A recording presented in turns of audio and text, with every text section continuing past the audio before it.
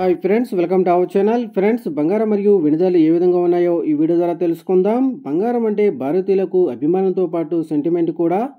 పసిడిని సాక్షాత్తు లక్ష్మీదేవి స్వరూపంగా భావిస్తూ ఉంటారు ఇండియన్స్. మన దేశంలో గోల్డ్ అంటే కేవలం ఆభరణం మాత్రమే కాదు, అక్కరకు ఆదుకునే పెట్టుబడి కూడా. చేతిలో రూపాయి లేకున్నా బంగారం ఉంటే చాలు, సమస్య నుంచి బయటపడవచ్చు. అందుకే సందర్భం దొరికిన ప్రతిసారి మన వాళ్ళు పసిడిని కొనుగోలు చేస్తూ ఉంటారు.